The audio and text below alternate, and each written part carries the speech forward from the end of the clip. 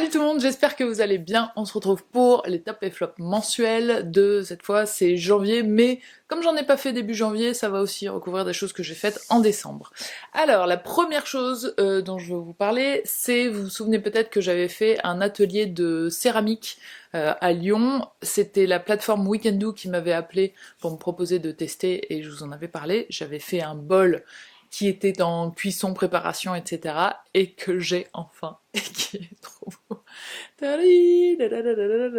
Donc c'est le seul bol que j'ai qui n'a aucune fissure, etc. pour l'instant, j'espère que ça va rester un petit peu comme ça. C'était pas du tournage du tout, c'était vraiment le moule qui était comme ça, et le rendu, enfin moi je le trouve trop joli, je suis très contente.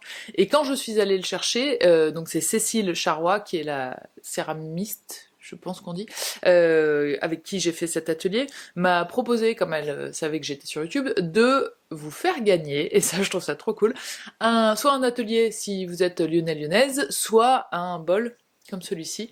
Donc je vais lancer un concours sur Instagram aujourd'hui même, vous aurez 2 jours pour participer, je vous mets toutes les conditions sur Instagram. Un grand merci à Cécile d'avoir proposé ça, je trouvais ça super cool.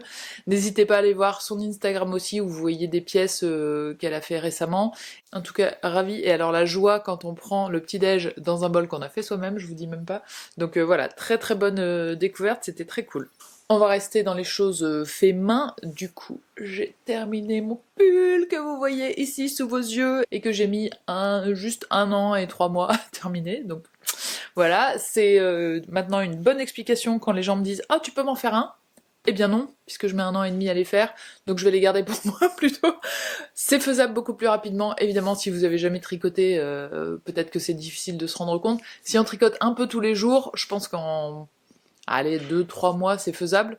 Beaucoup tous les jours c'est fait beaucoup plus rapidement évidemment, mais moi j'ai pas envie de me faire spécialement mal comme j'ai eu des douleurs dans le passé, et je tricote clairement pas tous les jours, donc c'est pour ça que... Et puis surtout j'ai fait un arrêt de... je pense que j'y ai pas touché pendant plus de 6 mois, donc c'est pour ça, mais je suis ravie, il est ultra chaud. La laine c'est un mélange de Kidopal de chez Fonty et de l'autre, elle s'appelle Bling Bling, parce que vous le voyez peut-être pas là, mais dans le fil gris il y a des petites paillettes hyper agréables à tricoter et vraiment une chaleur. J'ai jamais eu un pull aussi chaud de toute ma vie, et moi qui suis très frileuse, c'est quelque chose que j'apprécie beaucoup. C'est vraiment tout simple. Je l'ai fait dans une taille plus grande que celle qui me serait allée, je voulais exprès qu'il soit un peu oversize, et le patron, je sais plus le nom, mais c'est un patron de petite knit que j'ai fait sans, il y a des trous normalement, des petits œillets réguliers dans la laine, et moi je l'ai fait sans ce truc là, j'ai rajouté des rayures, j'ai juste changé ça dans le patron, mais c'est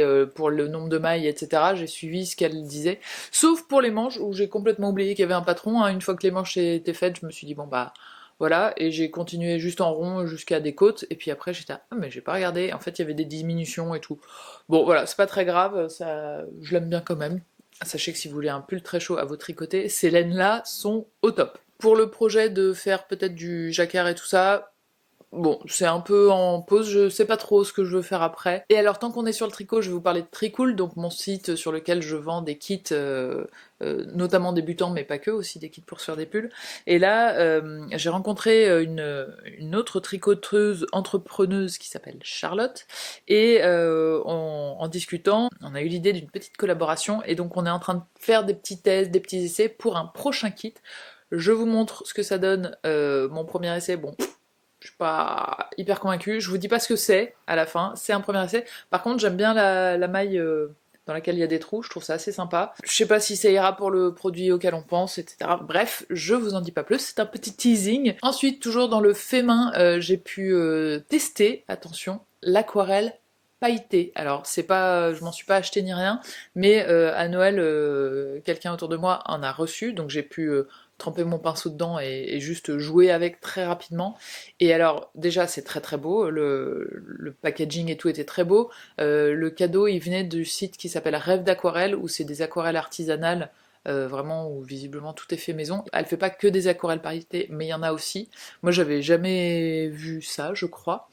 Et en fait, alors c'est surtout quand on l'applique sur le papier, c'est ouf parce qu'on voit toutes les paillettes qui nagent un peu dans l'eau et qui bougent, et ça permet aussi de comprendre quand on met un truc sans paillettes, comment les pigments bougent dedans. Donc ça, je trouve ça chouette.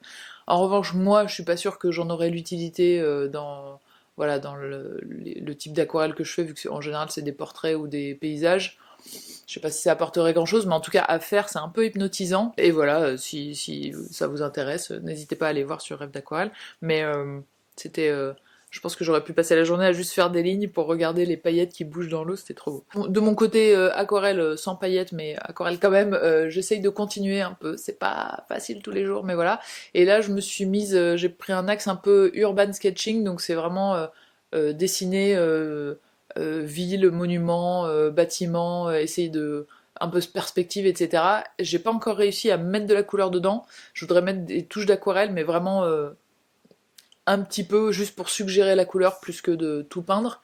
Donc c'est un processus. J'ai trouvé des chaînes YouTube qui en parlent vraiment de façon assez spécifique. Pour l'instant j'ai regardé que des chaînes en anglais, mais c'est pas mal et ça me force aussi à faire des choses plus rapides parce que moi je peux passer voilà 4 heures sur un dessin sans problème jusqu'à ce qu'il soit, je trouve, fini. Et ça me force à me dire, comme on est dans la rue, en plus en ce moment il fait froid, à me dire ok, tu fais 20 minutes et après c'est fini et tu acceptes. Et c'est comme ça. Et j'aime bien. Et puis en plus, ça permet de découvrir sa ville de façon un peu différente. Ça fait observer sa ville en fait, ce qui, moi, ne m'arrive pas souvent. Ensuite, ah oui, très bien, je vais passer sur les podcasts. Déjà, j'ai reçu ces carnets. Je sais pas si vous en avez entendu parler. Ce sont 2 carnets de Vénus le podcast. Alors le vrai nom du podcast c'est Vénus s'épilait-elle la chatte. Je peux pas dire que je sois fan de ce titre, je le dis peut-être à chaque fois, mais bon bref. Sur les réseaux c'est Vénus le podcast. Et en fait c'est un podcast indépendant, complètement autofinancé. Et donc pour pouvoir financer le fait de faire ses recherches, d'éditer son podcast et tout, l'année dernière, je crois qu'elle a fait un agenda, et cette année, elle a fait des carnets. Donc, ce sont des bullet journal, vous allez pas voir, mais il y a des petites, il y a quand même des petits points. Tiens, d'ailleurs, ça pourrait être un truc de croquis. Je n'y avais pas pensé.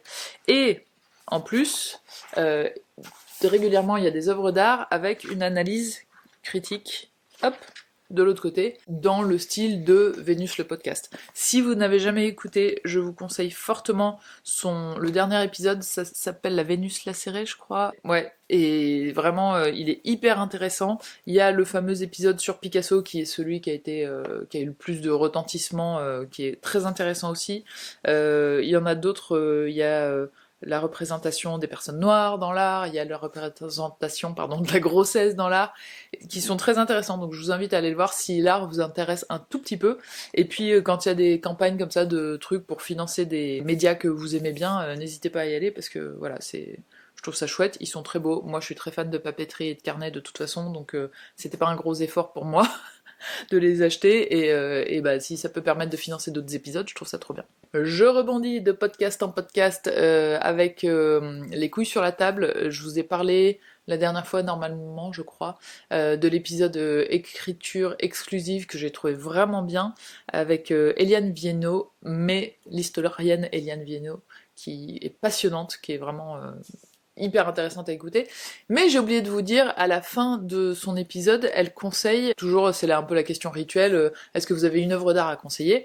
Et elle conseille Anne Sylvestre, la chanteuse, que je connaissais de nom, dont j'avais entendu une fois, je crois, Une sorcière comme les autres, la chanson, point. Et en fait, comme elle a conseillé ça, je me suis dit, bah tiens, elle a raison, je vais aller voir. Et donc j'ai écouté peut-être, je sais pas, une dizaine, une quinzaine, une vingtaine de chansons à la suite, et c'est magnifique. Franchement, c'est même assez bouleversant, je trouve, pour plusieurs raisons. Déjà, le contenu, les paroles, c'est dingue. Il y en a plusieurs qui m'ont fait pleurer, mais il faut que je les réécoute pour que je passe outre l'émotion, parce que du coup, j'ai un peu de peine à réécouter régulièrement. Mais aussi, c'est bouleversant parce qu'on se dit, mais pourquoi tout le monde ne la connaît pas? Parce que, évidemment, depuis, j'en ai parlé à plein de gens, et la plupart des gens ne les connaissent pas. Les gens de la génération du dessus, en général, connaissent les chansons pour enfants. Certains connaissent une ou deux chansons, mais vraiment pas tant que ça. Et c'est vraiment du niveau Brassens-Brel, un peu mélangé. Et donc je comprends pas, en fait, pourquoi elle est pas plus connue. Enfin si, je crois que je sais un petit peu, mais voilà. Donc je veux qu'elle soit plus connue. Écoutez, parlez-en, partagez, parce que c'est génial ce qu'elle a fait. Elle est morte malheureusement, donc voilà, elle ne fera plus de concerts ou de choses comme ça, mais assez récemment.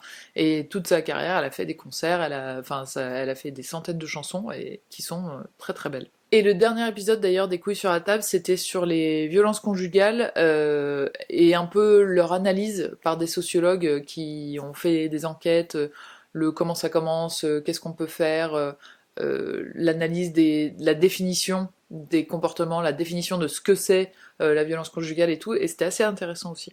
Ensuite, je change complètement de sujet, je vais vous parler des ateliers couture que je fais, et alors, j'allais dire, meilleure idée. C'est une idée que j'ai eue, mais vraiment, c'est une des bonnes idées que j'ai eues récemment. J'ai créé des ateliers où c'est une personne ou deux personnes, si les personnes veulent venir ensemble, qui viennent 2 heures chez moi. Et on fait un premier projet, c'est pour les gens qui ont soit très très très peu d'expérience, soit pas du tout. Et on fait une petite pochette zippée ou un petit sac, etc. La première fois, en fait, j'ai eu cette idée parce que je l'ai fait avec une amie. Et puis, du coup, je me suis dit, bah, c'était cool, donc je vais le proposer parce que c'est vraiment hyper sympa d'initier les gens et de voir le ting, oh, c'est trop bien, qui se crée. Et donc, je l'ai fait le week-end dernier et c'était trop, trop cool. D'ailleurs, je fais un salut à Clarisse et Arthur qui sont venus et c'était vraiment hyper sympa. Donc, ça m'a beaucoup motivé pour en faire d'autres. Si jamais j'ouvre pas des dates en fait tout le temps parce que la plupart du temps je n'y pense pas, mais si jamais ça vous intéresse, que vous êtes à Lyon évidemment, n'hésitez pas à m'envoyer un mail pour que j'ouvre une date, il n'y a pas de problème. Moi je trouve ça trop cool. C'est à 60 € les 2 heures, que vous soyez un ou deux, et voilà, c'est un super moment d'initiation que je trouve très sympa. Toujours en parlant de couture, je me suis lancé un défi couture, ce sera la prochaine vidéo la semaine prochaine ou dans 15 jours, de me faire une tenue en un week-end, et j'ai contacté Mondial Tissu pour ça, et ils ont été d'accord pour m'envoyer des tissus qui sont juste ouf. Donc on a un tissu noir, je vous dis pas ce que je vais faire, un tissu noir qui est assez lourd, vous voyez, qui vole assez bien, et un tissu camel, ça fait longtemps que j'ai pas cousu avec un tissu que je trouve aussi joli. C'est un tissu de Églantine et Zoé, et c'est un camel, il est un tout petit peu plus foncé que ce que vous voyez à la caméra, j'ai l'impression. Mais vraiment, c'est à la fois joli, il y a la petite fleur et tout, mais c'est pas trop, moi les trucs tout fleuris, j'ai un peu du mal. Je suis très dans l'uni, mais là je trouve que avec un autre élément qui sera noir, et ben ça ressort pas mal. Donc voilà, je vous dis pas, en tout cas, ce qui est sûr, c'est que je me suis dit, parce qu'avec l'atelier avec Clarisse et Arthur, souvent ils me disaient ouais, ça doit être une erreur qu'on fait beaucoup quand on débute, et ça aussi. Et souvent je leur disais oh, on peut continuer à la faire un peu plus tard. Et ça s'est prouvé avec ma tentative de une tenue en un week-end. J'ai fait mais les boulettes les plus basiques, toutes celles qu'on fait quand on débute. En fait, alors j'ai envie de mettre ça un peu sur la compte de la fatigue, mais pas que. Je pense qu'il y en a que j'ai faites toute seule comme une grande, juste en faisant pas attention. Et voilà, donc je vous raconte tout ça au prochain, et puis je vais essayer de terminer ce qui doit être terminé. Bref, vous comprendrez la prochaine fois. Ensuite, on va passer aux écrans et on finira avec les livres cette fois. Alors, je vais commencer par Netflix. J'ai regardé, j'ai l'impression, comme La Terre entière Wednesday, mais pas comme La Terre entière, je n'ai pas du tout fini Wednesday. C'est-à-dire que j'ai même pas tenu... Est-ce que j'ai tenu un épisode? Je crois que j'ai tenu jusqu'à la fin du premier épisode quand même, en sachant déjà près de la moitié que ça me plaisait pas plus que ça. En fait, ce qui m'a vraiment, vraiment déconnecté du truc complètement, c'est les parents. Et notamment Catherine Zeta-Jones, que j'aime beaucoup, mais alors là, le côté filtré, filtré, filtré, surfiltré de l'image quand elle apparaît, on dirait qu'elle est floue, presque. En fait, une fois qu'on a remarqué ça, on voit plus que ça, et j'ai trouvé ça absurde, et du coup, ça m'a fait complètement décrocher du truc, et j'ai trouvé que ça faisait très Harry Potter croise la famille Adams, et non, pas mon truc, ça m'a pas plu plus que ça. Ensuite, j'ai regardé le documentaire Harry et Meghan, et alors, c'était très intéressant, il y a plusieurs niveaux. Au départ, je voulais pas tellement le regarder parce que j'avais peur que ce soit truc à l'eau de rose, puis ça m'intéresse pas beaucoup plus que ça. Et puis j'en ai entendu parler en bien sur un compte Instagram que j'aime beaucoup qui s'appelle Culot Créative. Donc je me suis dit, tiens, si elle le conseille, je vais quand même aller voir ce que ça donne. Et effectivement, il y a toute une vision de l'Empire britannique par la colonisation, par vraiment l'histoire du Commonwealth, etc., qui est assez intéressante et qui donne plusieurs couches à leur histoire en fait. Donc ça c'était intéressant. Et j'ai plutôt bien aimé le documentaire et voilà, on se dit que ça a pas dû être facile tous les jours d'être à leur place. Et en même temps c'est eux qui ont fait ce documentaire, donc forcément on est plutôt de leur côté à la fin. Mais depuis, il y a Harry qui a sorti un livre visiblement qui est un peu qui remue plein de choses qui sont pas forcément... Enfin, je sais pas, je l'ai pas lu, hein, mais je me fais pas d'avis, mais en fait, ça donne vraiment... Je trouvais que ce documentaire-là était intéressant, mais là, ça fait un peu... on va exploiter notre histoire business, quoi. Donc on écrit un livre, on sort une autre série documentaire, on refait un truc, et je trouve que c'est trop rapproché. Donc c'est juste une critique de leur technique marketing que je trouve trop dense. Mais en tout cas, le reportage en lui-même, enfin c'est en plusieurs parties, la série de reportages, moi je l'ai trouvé hyper intéressante. Si on s'arrête à ça, en tout cas, bah, c'est un truc que je vous recommande parce que ouais, je trouve qu'il y a il y a plein de parties où on fait ah oui d'accord, qu'on n'aurait pas imaginé avant en fait. Ensuite, j'ai regardé The Football Movie. Alors, c'est un film d'animation avec Zlatan et Megan Rapinoe. Si vous suivez le foot féminin américain, Megan Rapinoe, vous la connaissez forcément. Et en fait, donc c'est une série d'animation, mais les voix en anglais sont les vraies voix de Zlatan et de Megan Rapinoe. Il y a certainement des guest stars que moi je connais pas parce que je suis pas très foot, mais voilà, dans les petits rôles autour aussi. Et c'est les aventures d'un groupe d'enfants qui doivent aider, sauver ces grands footballeurs, footballeuses. Je ne vous dis pas de quoi, mais c'est un film plutôt pour enfants. Mais je l'ai regardé avec...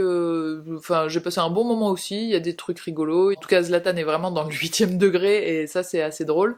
Et je trouve ça assez cool, et c'est une autre façon aussi de parler de foot, et peut-être de faire aimer le foot, ou de... Voilà, c'est pas que les meilleurs, les équipes et tout ça. Là, il y a une vraie histoire autour et je l'ai trouvé assez mignon. Ensuite, j'ai regardé le Brio euh, parce qu'il y a Camélia Jordana dedans.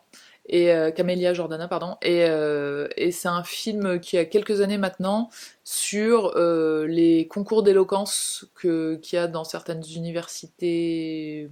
Alors là, dans le film, c'est parisienne, mais j'imagine qu'il y en a ailleurs que dans les universités parisiennes. Et donc l'éloquence, c'est le fait de savoir défendre un argument, enfin trouver des arguments, des exemples, etc. pour défendre un truc, et tout l'exercice est autour de ça. Et donc là, c'est un vieux prof réac d'une fac qui croise le chemin d'une fille de banlieue et il va la former à l'éloquence. Et en fait, j'ai pas du tout aimé. Je trouvais ça long, j'ai trouvé que... Enfin, moi, j'y croyais pas du tout. Euh, En fait, je trouve que vu lui et elle, en fait, on se dit qu'au bout d'une demi-heure, bah, ils se diraient bon bah ciao et non, on va plus travailler ensemble. Donc c'est... j'ai pas compris en fait ce qui, elle, la faisait rester et continuer. Lui, on comprend parce qu'il y a des enjeux, voilà, mais elle, on comprend pas du tout pourquoi elle claque pas la porte. Et voilà. Donc, bof, très bof. Et le dernier truc que j'ai regardé, c'est un film documentaire. Alors, sur un thème auquel a priori, j'allais pas forcément, c'est sur le pole dance. Et donc, le documentaire s'appelle Strip Down, Rise Up. Donc, déshabille-toi et monte, je sais pas, élève-toi. Et en fait, c'est une ancienne actrice que je connais pas, mais une ancienne actrice américaine, qui a ouvert ce truc de pole dance dans lequel c'est se servir de la pole dance pour euh, aider les femmes à se réapproprier leur corps, à reprendre confiance en elles, à oser s'exprimer, oser être elles-mêmes, oser voilà, plein de choses. Et ben j'étais très très surprise parce que j'ai trouvé ça vraiment très intéressant. très surprenant aussi, parce qu'on a une image de la pole dance dont elle parle hein, dans le documentaire en disant bon bah faudrait qu'on arrête de voir ça que comme un truc de striptease, parce que clairement il y a beaucoup plus que ça. Ça a l'air assez physique, ça a l'air vraiment... Enfin, et en même temps les sensations et tout... Vraiment, j'ai trouvé que ça donnait envie, en tout cas, d'essayer aussi. Mais le propos et le fond, en tout cas, j'ai trouvé ça très beau et souvent très très émouvant. Donc voilà, si ça vous rend curieuse ou curieux, n'hésitez pas à aller voir. J'ai trouvé ça pas mal. Ensuite, je suis allée au ciné et j'ai vu Annie Colère, qui était très très bien. C'est avec Laure Calamy, si je ne me trompe pas. Et je sais plus le nom de la réalisatrice, mais je vous le mettrai ici. Et c'est sur le MLAC, qui était donc une association qui s'est battue beaucoup pour le droit à l'avortement et qui organisait en gros des avortements qui à l'époque étaient clandestins, donc c'était juste avant le passage de la loi Veil. Et on voit donc Laure Calamy joue le rôle d'une femme qui commence à tout timidement connaître cette association et petit à petit s'y intéresse de plus en plus, etc. Je vous raconte pas trop pour pas spoiler, mais c'était chouette. Et aussi, hop, la batterie qui est tombée en rade, désolée. Donc oui, j'ai trouvé que c'était un film très joli, très émouvant, un peu dur des fois aussi, mais qui rappelle un petit peu l'histoire de comment ça s'est fait, et un peu d'actualité aussi, parce que le droit à l'avortement, selon les pays du monde, etc., est régulièrement remis en cause, donc c'est bien aussi d'avoir un petit rappel de l'histoire qu'il a eu en France notamment. Ensuite, je suis allée voir Les Tirailleurs avec Omar Sy sur les tirailleurs, donc les personnes qui ont été appelés de pays d'Afrique pour venir se battre en France aux côtés des soldats français dans une guerre qui ne concerne du coup pas leur terre vraiment, et c'était hyper bien. Donc je savais pas trop en fait quel serait l'angle du truc. On est vraiment dans la guerre avec eux et on suit Omar Sy et d'autres soldats, et j'ai beaucoup aimé le propos, l'argument soutenu sur la dernière partie. J'ai trouvé ça très intéressant. J'ai découvert plein de choses. J'en avais déjà entendu parler, mais par petites bribes, et là ça permet de creuser un peu et d'en savoir plus. Donc moi j'ai trouvé très bien. Ensuite, d'autres films que j'ai pu voir, mais c'était pas ni sur Netflix ni au ciné. Le premier, c'est Jurassic World, donc c'est le tout dernier Jurassic qui est sorti avec du cast du premier et du cast du dernier qu'on a mélangé, et pour faire un truc bye bye, c'est le dernier du dernier du dernier du dernier. Il y a certains des nouveaux Jurassic Park que j'avais bien aimés, d'autres bof. Et celui-ci, j'avais pas eu envie d'aller le voir, je sais plus pourquoi. Peut-être à l'époque où je me disais le fameux j'en ai marre d'aller voir des suites et des suites et des suites, j'aimerais bien voir des films plus originaux, donc j'étais pas allée le voir. Et en fait, il y a plein de gens qui m'en ont parlé, je sais plus quand, il y a un week-end où plusieurs amis m'en ont parlé, et donc je me suis dit, bon, moi qui suis assez cliente de gros films comme ça, bon, peut-être que ça va me plaire quand même. Et ben en fait, pas du tout. J'ai tenu, je crois, peut-être 40 minutes, et j'ai fait trop de trop de clichés dans le même film. On voit tout de suite où ça va aller. Enfin, je sais pas, j'ai pas trop aimé. Alors que sur l'idée, le fait de ramener le cast du tout premier, je trouvais ça sympa, mais non, ça m'a pas assez intéressé pour avoir envie d'aller jusqu'au bout en tout cas. Et le deuxième, c'était Promising Young Woman, que j'avais vu quand il est sorti au ciné, donc je pense que ça doit faire un an à peu près, qui est un très très bon film que je vous conseille vivement de regarder si vous pouvez. C'est avec Carey Mulligan, il est produit par Margot Robbie, qui produit des très très bons films d'ailleurs, je trouve. C'est un... Alors beaucoup disent que c'est un film revanche, mais je trouve pas... Enfin, ouais, c'est pas forcément revanche, mais en tout cas c'est cette jeune femme qui, par des procédés peu académiques on va dire, essaie de faire comprendre aux gens autour d'elle, suite à un événement qui lui est arrivé, pareil je ne vous en dis pas plus, mais qui essaye de faire comprendre aux gens, alors autour d'elle ou qu'elle croise en tout cas, les différentes couches qui font que on vit dans la culture du viol, et que c'est rendu possible, ou en tout cas admis sans beaucoup de conséquences, etc. Et c'est un film assez malin parce que c'est pas tout le long cette femme qui se bat absolument. Il y a aussi plein de parties qui sont rigolotes, qui sont légères, qui sont mignonnes, qui sont drôles. Il y a un peu d'ironie, il y a un peu de... Voilà, donc c'est pas le film qui plombe tout le monde. Au contraire, je trouve qu'il est très très grand public. Il peut parler à plein de gens qui s'intéressent pas du tout à des sujets comme ça assez féministes et tout, et je l'ai trouvé vachement bien. La deuxième fois, il y avait des choses que j'avais oubliées. La première fois que je vous en ai parlé, je vous avais dit que ces perruques me choquaient beaucoup. En fait, j'ai compris depuis, c'est que je pense qu'elle est censée être plus jeune que l'actrice, donc ils lui ont mis des perruques avec des cheveux longs pour la rajeunir un peu. Voilà, c'est la seule chose, c'est qu'on sent que l'actrice a quelques années de plus que son personnage. Mais ça n'enlève en rien le propos et tout ça. Et ensuite, j'ai parlé de tout ce qu'il y avait là, donc je vais parler de ce qu'il y a là, donc c'est les livres. Ce mois-ci, j'ai pu lire, alors celui-ci, franchement, il est trop bien. Donc il s'appelle, moi je l'ai en anglais, Invisible Women, Exposing Data Bias in a World Designed for Men, de Caroline Criado-Pérez. En français, il s'appelle Femme invisible, et il est trop passionnant. Chaque page, on pourrait mettre un post-it quasiment. Donc c'est comment les données qu'on crée, donc les données, les statistiques, les enquêtes, les choses comme ça, comme elles sont faites avec un biais masculin, puisque le neutre est masculin la plupart du temps, donc on ne fait pas des données séparées pour les femmes. Désolée, je me suis enregistrée parce que ce que je disais n'était pas correct. Ça fait que plein de choses sont designées pour, par défaut, les hommes, et que c'est pas forcément adapté aux femmes. Et en fait, elle donne plein d'exemples de plein de cas où on se dit « Ah bah oui, c'est bizarre », que ce soit en archéologie, en urbanisme, en design d'espace, en temps de travail, en organisation des transports, enfin vraiment c'est hyper intéressant. Peut-être l'exemple qui parle le plus, c'est que les toilettes en design d'espace, la règle par défaut, c'est de faire la même surface homme-femme.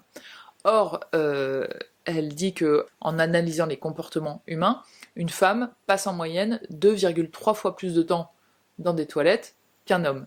Pas seulement pour aller faire pipi, mais aussi pour parce que plus souvent les femmes sont accompagnées d'enfants, plus souvent les femmes sont accompagnées de personnes malades. Si jamais c'est le moment de changer votre protection hygiénique, et ben ça prend plus de temps, etc., etc. Et donc, si vous ajoutez au final, ça fait en moyenne 2,3 fois plus longtemps. C'est pour ça qu'il y a la queue très régulièrement dans les toilettes des femmes et pas des hommes, parce que au même nombre de cubes de toilettes par mètre carré, et ben forcément c'est plus embouteillé chez les femmes. Donc si on raisonne normalement, il faudrait 2 fois plus de toilettes pour les femmes que pour les hommes pour qu'il y ait un flot identique. Et s'ajoute à ça le fait que les urinoirs chez les hommes permettent de mettre plus de commodité dans la même surface que chez les femmes. Donc en fait, pour la même surface, vous avez plus de toilettes chez les hommes que chez les femmes, alors qu'il faudrait qu'il y en ait 2,3 fois plus chez les femmes. Et une fois qu'il y a des sociétés qui ont fait ces analyses-là et qui se sont dit « Ah bah d'accord, bah du coup on va faire des toilettes 2,3 fois plus grandes », je sais pas s'il y a le 2,3, mais bon bref, vous avez compris, des toilettes plus grandes pour les femmes, et en fait, bah, à partir de ce moment-là, tout se passe bien, il n'y a plus des toilettes où il y a personne et des toilettes où il y a la queue tout le temps.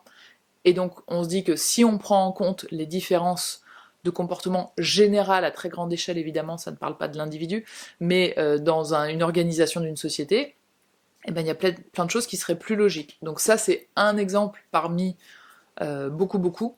Et d'ailleurs, le livre est quand même très dense, et donc au bout d'un moment, moi j'ai fait une petite pause, j'ai lu un autre livre pour un peu plus facile à lire, entre guillemets, un peu moins dense, et puis j'y suis revenue, j'ai lu 2-3 chapitres, et puis je lis un autre livre, là je l'ai pas encore fini, mais vraiment c'est une mine d'or d'informations et de choses qui font qu'on voit le pourquoi de... Ah oui, bah tiens, ça j'y avais jamais pensé non plus. Donc vraiment très bien. Et elle, Caroline Criado-Pérez, elle a aussi un podcast qui est du coup qui s'appelle Visible Women, donc c'est un petit clin d'œil à son titre. Le deuxième que j'ai lu, c'est Noir n'est pas mon métier. C'est une collection d'essais qui a été dirigée par Aïssa Maïga. Donc elles sont 16 actrices noires françaises qui témoignent de leur expérience en tant qu'actrice noire. D'où le titre Noir n'est pas mon métier. On leur a pas demandé raconte ta vision du cinéma, mais il y en a qui racontent des anecdotes, il y en a qui racontent leur tout début, il y en a qui racontent le dernier rôle qu'elles ont eu, etc. Donc c'est 16 façons différentes d'aborder cette question de les actrices noires en France, et c'est très intéressant. Pareil, on comprend beaucoup de choses tant qu'on n'est pas dans la situation, bon bah on peut pas imaginer, et déjà le monde de l'acting ça a l'air assez spécial, mais le monde de l'acting quand on est une femme noire ça a l'air d'avoir encore des couches en plus, donc je l'ai trouvé très bien. Ensuite j'ai lu Delphine de Vigan, Jour sans fin, c'est un tout petit livre, comme ça, tout fin, très très facile à lire, très rapide, et on suit une jeune fille qui se retrouve à l'hôpital parce que elle est anorexique, elle est très très très très maigre, et on est un peu dans sa tête, on suit son quotidien, ses pensées, son hospitalisation, ses relations avec les autres patients. On est très en empathie avec elle, on l'accompagne, je l'ai trouvé très bien. Ensuite j'ai lu un essai de Astrid Urodolini qui s'appelle Le regret maternel, quand le rôle de mère est trop lourd à porter, et j'ai trouvé ça très fort et très courageux d'écrire là-dessus. Donc Astrid Urodolini dit bien, donc elle écrit à la première personne, hein, c'est un essai, que c'est pas qu'elle n'aime pas son enfant, elle l'adore plus que tout, etc.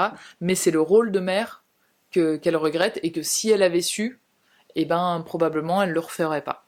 Et donc elle analyse de façon, alors d'abord à son niveau personnel, mais aussi un peu plus large après, les pourquoi du comment elle a compris petit à petit que c'était ça qu'elle ressentait, le fait que c'était complètement invisibilisé, qu'elle avait jamais entendu personne en parler, que c'est un tabou énorme, voilà. Enfin il y a plein de tabous de toute façon autour de la maternité, mais que celui-ci en particulier, vraiment, c'est les réactions quand on en parle, visiblement, ça a l'air assez costaud. Et du coup, ça m'intéressait beaucoup d'avoir la vue de l'intérieur, le ressenti qu'elle pouvait avoir, l'analyse qu'elle en faisait. Et je me suis dit que pour plein de mères, mais aussi de parents, hein, peut-être, bah, ça pouvait être constructif de voir que d'autres parents pensaient la même chose, que de lire une parole dans laquelle on se reconnaît aussi. Et vraiment, bravo à elle, parce que je pense que sur les réseaux notamment, ça doit pas être forcément évident de défendre un livre avec un titre comme ça. Et la dernière, et c'est mon coup de cœur de ce mois-ci, vraiment je l'ai trouvée trop belle, c'est la BD qui s'appelle Toutes les princesses meurent après minuit de Quentin Zution, et trop jolie. Ça se passe, c'est une journée d'été, et on est dans une famille où il y a le fils qui a, je crois, 9-10 ans, sa sœur qui a une quinzaine d'années, sa maman, et on croise son papa aussi, et son pote voisin. Alors je sais pas, en fait j'aimerais bien que ce soit obligatoire dans les BD que les auteurs disent avec quoi ils ont travaillé, parce que pour les gens qui apprennent à dessiner c'est très intéressant. Je dirais du pastel, mais je suis vraiment pas sûre, ou craie grasse, ou je sais pas. Je vous montre, qu'est-ce que je peux vous montrer? Là par exemple, c'est une super belle double page, et je vous dis c'est un peu pastel, enfin c'est très joli, et à la fin on a vraiment l'impression d'avoir passé cette journée d'été, d'avoir un peu chaud. Il y a une histoire de coup de soleil que j'ai trouvé très jolie et tout. Donc on suit Lulu, qui est le jeune garçon de 9-10 ans, avec sa grande sœur, où c'est beaucoup on joue un peu ensemble, mais quand même on s'engueule un petit peu quand même, avec des phrases très de ce qu'on pouvait se dire à l'époque. Enfin, je pense que c'est à peu près ma génération, peut-être un tout petit peu plus jeune, mais voilà, j'ai retrouvé pas mal de phrases que j'ai pu entendre ou dire quand j'étais plus jeune. Et puis après, il y a son copain voisin qui vient jouer avec lui. Et donc on les suit tous les deux à jouer ensemble, mais vraiment j'ai trouvé ça hyper joli. Bravo Quentin Dution, c'était trop beau. Et voilà, c'est tout pour ce mois-ci, j'ai terminé. J'espère que ça a pu vous intéresser. N'hésitez pas à me dire si y a des choses que je vous ai recommandées par le passé, parce que ça j'ai assez peu de retours, que vous avez lu ou vu ou écouté et que vous avez bien aimé ou pas d'ailleurs. On n'est pas forcément tout ce que je recommande, vous allez pas forcément adorer. Et puis n'hésitez pas à me faire vos recommandations, c'est toujours aussi un plaisir de découvrir des choses grâce à vous. Donc je vous attends dans les commentaires. Je vous souhaite une très bonne semaine, et on se retrouve très vite pour mon défi couture, une tenue en un week-end ou 2 week-ends. Allez, bonne fin de journée.